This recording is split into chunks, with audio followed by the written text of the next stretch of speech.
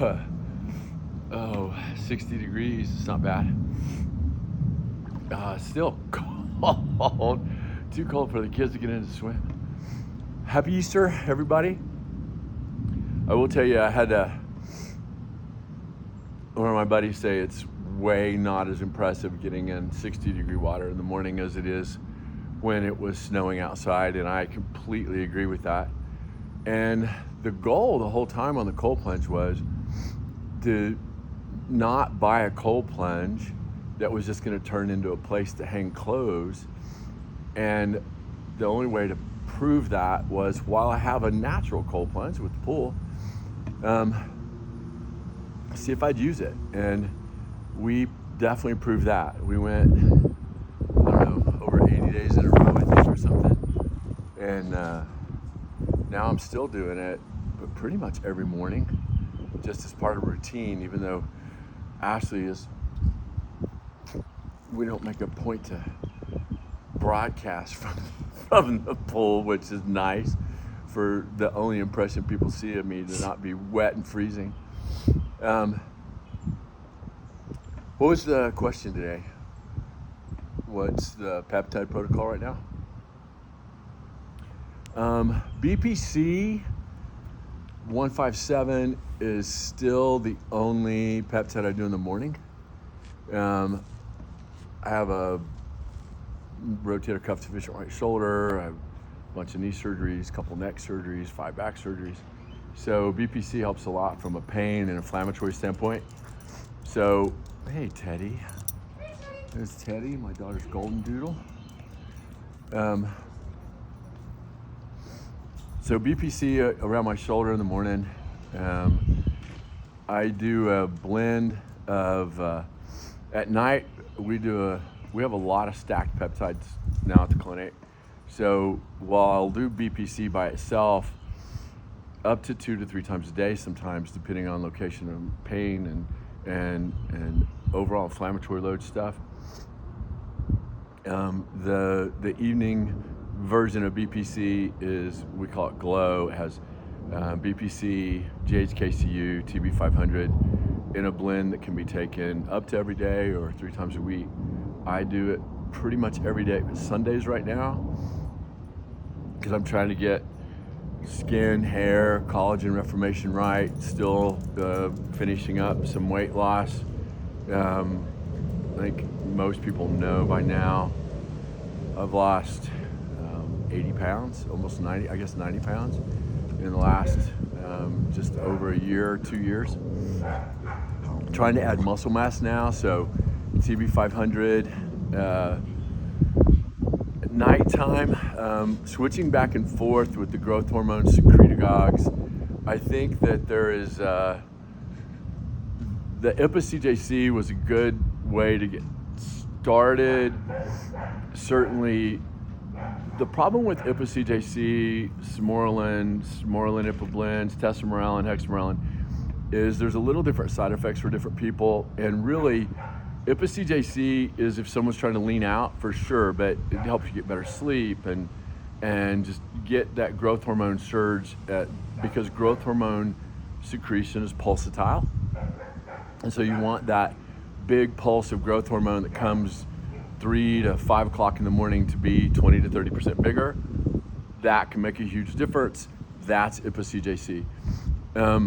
If you want to maintain overall growth hormone levels a little bit and keep some more fatty muscle mass, like size, like you're trying to body build, not just lose weight and lean out, then I think Smorelin can be maybe a better choice, but not by itself. In and of itself, it's not as potent as it is if you blend it with IPA. So we do a Smorelin, IPA-morelin blend that I'm a big fan of.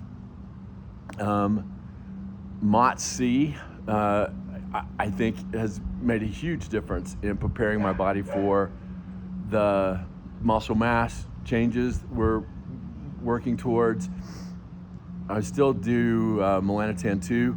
We have a stack with melanotan 2, PT141, kisspeptin, and a little oxytocin. I think a couple times a week has made me a much better person, and I think that my fiance that would be the first one she would notice if I stopped taking.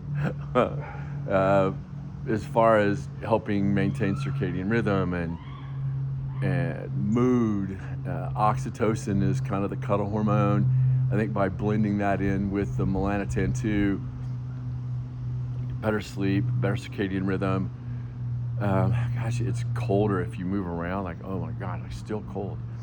Trying to move to actually make it cold to where I get a little short of breath when you put water towards your chest. But I think right now that's probably most of the blend. There's still a few randoms that I'll do a couple times a week.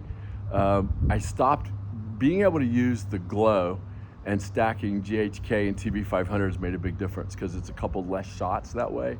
Because BPC 157, the TB500, and GHKCU in the ratio that we have that blended could be a pretty much everyday kind of thing. And the GHKCU blended with TB500 and the BPC give me a lot less side effects from the GHKCU. A lot of people get a little burning with GHKCU or headaches.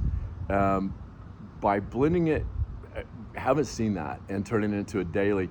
Really, if you're using a big GHKCU dose, probably 8-9 times a month is enough. If you're looking for hair and collagen, skin growth, stuff like that.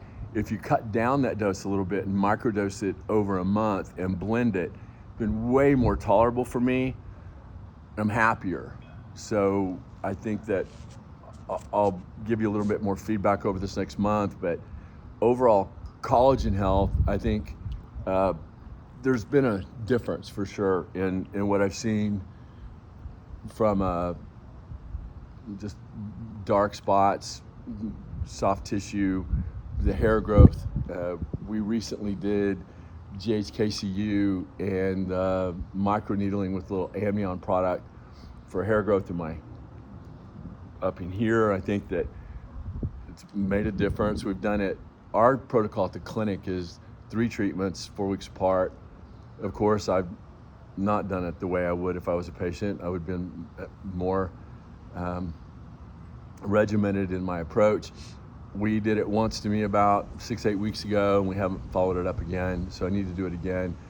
But I started noticing a difference, and so I just didn't follow through. But I'm pretty happy with what that one treatment's got me, and being on a little GHKCU regime. All right, well, happy Easter. That's kind of the peptide protocol. The thing's I've still microdosed a little tirzepatide. We have a blend of a Retta now where it's GLP-1, a G1, GI, and then a little glucagon. Really happy with that. Not taking a big dose every week, but I am dosing it along as I do my testosterone. So I've done testosterone, just like 1 cc of enanthate, but I spread it into 2 doses over the week and been happy with that. Not trying to be super physiologic. It gets my levels to around 800, 600 to 800. If I'm not seeing a big difference there, I'll probably go 800 to 1,000 and maybe add another 1/4 cc and spread it out among 3 doses and do that sub-Q. So there is some good data now on sub-Q absorption of testosterone if you're doing it in lower doses.